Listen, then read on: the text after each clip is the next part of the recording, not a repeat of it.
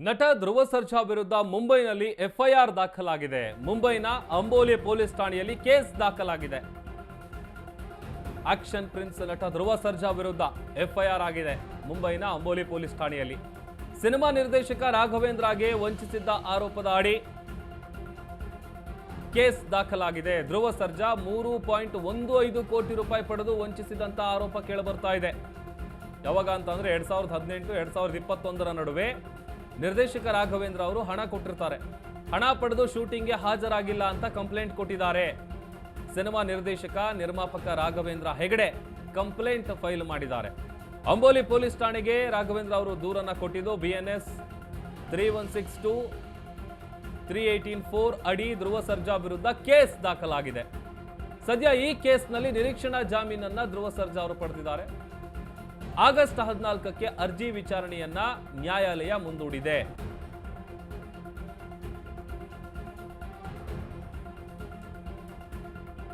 ನೋಡಿ, 2018-2021 ಅವಧಿಯಲ್ಲಿ ಏನು ಹಣವನ್ನ ಪಡೆದಿರ್ತಾರೆ, ಸುಮಾರು 3 ಕೋಟಿಗೂ ಹೆಚ್ಚು ಹಣ. ಆ ಹಣವನ್ನ ಪಡ್ಕೊಂಡು ಅವರು ಶೂಟಿಂಗ್ಗೆ ಬಂದಿಲ್ಲ ಅನ್ನುವಂಥ ವಿಚಾರಕ್ಕೆ ಸಂಬಂಧಪಟ್ಟಂತೆ ನಿರ್ದೇಶಕ ನಿರ್ಮಾಪಕ ಕಂಪ್ಲೇಂಟ್ ಕೊಟ್ಟಿದ್ರು. ಅಭಿಷೇಕ್ ನಮ್ಮ ಪ್ರತಿನಿಧಿ ವಿಚಾರಕ್ಕೆ ಸಂಬಂಧಪಟ್ಟಂತೆ ಹೆಚ್ಚಿನ ಡೀಟೇಲ್ಸ್ ಅನ್ನ ಕೊಡ್ತಾರೆ. ಅಭಿಷೇಕ್, ಈಗ ನಟ ಧ್ರುವ ಸರ್ಜಾ ಅವರ ವಿರುದ್ಧ ಮುಂಬೈನ ಅಂಬೋಲಿ ಪೊಲೀಸ್ ಠಾಣೆಯಲ್ಲಿ FIR ದಾಖಲಾಗಿದೆ ಒಂದಷ್ಟು ಸೆಕ್ಷನ್ಗಳ ಅಡಿಯಲ್ಲಿ. ಅದು ಹಣ ತಗೊಂಡು ಶೂಟಿಂಗ್ ಬಂದಿಲ್ಲ ಅಂತೇಳಿ. ಆಮೇಲೆ ಈಗ ಅದರ ವಿಚಾರಣೆ ಕೂಡ 14ನೇ ತಾರೀಕಿದೆ. ಏನಿದೆ ಹೆಚ್ಚಿನ ಡೀಟೇಲ್ಸ್? ಈಗಾಗಲೇ ಏನು ಮುಂಬೈನಲ್ಲಿ ಕೇಸ್ ಏನ್ ದಾಖಲಾಗಿದೆ, ಅದು ಚೀಟಿಂಗ್ ಪ್ರಕರಣ ಆಗಿರುವಂತಹ ಕಾರಣದಿಂದಾಗಿ ಸ್ಟೇಷನ್ ಬೇಲ್ಗಳ ಮುಖಾಂತರ ಅವರೊಂದು ಜಾಮೀನನ್ನ ಪಡೆದುಕೊಂಡಿರುವಂತದ್ದು.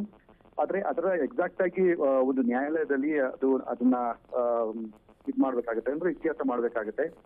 ಎಲ್ಲಿ ಕೊಟ್ಟಿದೆ ಅಂದ್ರೆ ಇವರ ರಾಘವೇಂದ್ರ ಅವರ ಬಳಿ ಇದ್ದಂತಹ ಏನೇನು ದಾಖಲೆಗಳೇನಿದೆ ಮತ್ತು ಚೆಕ್ ಲೀಫ್ದು ಅದೇನಾದ್ರೂ ಫೋಟೋ ಕಾಪಿ ಇದ್ದಂತಹ ಸಂದರ್ಭದಲ್ಲಿ ಅಥವಾ ಅಗ್ರಿಮೆಂಟ್ ಇದ್ದಂತಹ ಸಂದರ್ಭದಲ್ಲಿ ಅದನ್ನ ಕೋರ್ಟ್ಗೆ ಪ್ರೊಡ್ಯೂಸ್ ಮಾಡಿ ಈ ರೀತಿಯಾದಂತಹ ವಂಚನೆ ಮಾಡಿದ್ದಾರೆ, ಇದಕ್ಕೆ ನ್ಯಾಯ ಕೊಡಿಸಿ ಅಂತ ಹೇಳಿ ಅವರೊಂದು ಅಪ್ಲಿಕೇಶನ್ ಅನ್ನ ಹಾಕುವಂತಹ ಒಂದು ಇದಿದೆ. ಅಂದ್ರೆ ಹಾಕ್ತಾರೆ ನೆಕ್ಸ್ಟ್ ಮುಂದಿನ ಹಂತದಲ್ಲಿ.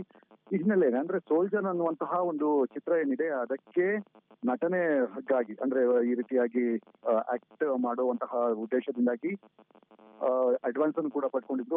ಅದಕ್ಕಿಂತ ಹೆಚ್ಚಾಗಿ ಪಬ್ಲಿಸಿಟಿಗಾಗಿ ಅಂದ್ರೆ ಪಬ್ಲಿಸಿಟಿಗೂ ಕೂಡ ಒಂದಷ್ಟು ಅಮೌಂಟ್ ಗಳನ್ನ ಫಿಕ್ಸ್ ಮಾಡಿರ್ತಾರೆ. ಆ ಒಂದು ಅಮೌಂಟ್ ಅನ್ನ ನಗದು ಮುಂಚಿತವಾಗಿ ಅವರಿಗೆ ನೀಡಬೇಕಾಗುತ್ತೆ. ಈ ಹಿನ್ನೆಲೆಯಲ್ಲಿ ರಾಘವೇಂದ್ರ ಅವರು ಕೂಡ ನಾನು ಮುಂಚಿತವಾಗಿ ಅವರಿಗೆ ಡೇಟ್ ಗಳನ್ನ ಕನ್ಫರ್ಮ್ ಮಾಡಿ ಇಂತಹ ಡೇಟ್ ಗಳಲ್ಲಿ ಪಬ್ಲಿಸಿಟಿ ಕೂಡ ಇರುತ್ತೆ, ಈ ಹಿನ್ನೆಲೆಯಲ್ಲಿ ನೀವು ಬಂದು ಪಬ್ಲಿಸಿಟಿಗಳನ್ನ ಮಾಡ್ಕೊಡಿ ಅಂತ ಹೇಳಿ ಅಡ್ವಾನ್ಸ್ ಆಗಿ 28 ಲಕ್ಷಗಳನ್ನ ಕೊಟ್ಟಿದ್ದಾರೆ ಅಂತ ಹೇಳಿ ಅವರೊಂದು ಆರೋಪವನ್ನು ಕೂಡ ಮಾಡ್ತಾ ಇರುವಂತದ್ದು. ಹೀಗಾಗಿ ಸದ್ಯ ಈ ಒಂದು ಪ್ರಕರಣ ಅಂದ್ರೆ ಈ ಒಂದು ಪ್ರಕರಣಕ್ಕೆ ಸಂಬಂಧಿಸಿದಂತೆ ಅವರು ಮುಂಬೈನಲ್ಲೇ ಎಲ್ಲವನ್ನು ಕೂಡ ಇತ್ಯರ್ಥ ಮಾಡ್ಕೊಳ್ಬೇಕಾಗುತ್ತೆ. ಯಾಕಂದ್ರೆ ಕ್ರೈಮ್ ಆಫ್ ಸೀನ್ ಅಂತ ಏನಿರುತ್ತೆ ಅಲ್ಲಿ ಮುಂಬೈ ಆಗಿರುವಂತಹ ಕಾರಣದಿಂದಾಗಿ ಧ್ರುವ ಸರ್ಜಾ ಅವರು ಮತ್ತು ಅವರ ಸಂಬಂಧಪಟ್ಟಂತಹ ವಕೀಲರು ಏನಿದ್ದಾರೆ ಅವರು ಮುಂಬೈಗೆ ಹೋಗಿ ಅಲ್ಲಿ ಇದನ್ನ ಕೇಸನ್ನ ಇತ್ಯರ್ಥ ಮಾಡ್ಕೊಳ್ಳುವಂತಹ ಒಂದು ಕೆಲಸಗಳನ್ನು ಕೂಡ ಮಾಡಬಹುದಾಗಿದೆ.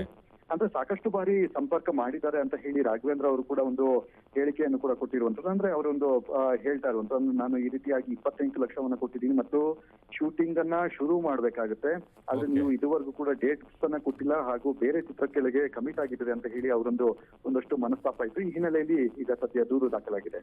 ಥ್ಯಾಂಕ್ ಯು ಅಭಿಷೇಕ್, ನೀವೆಲ್ಲ ಡೀಟೇಲ್ಸ್ಗಾಗಿ.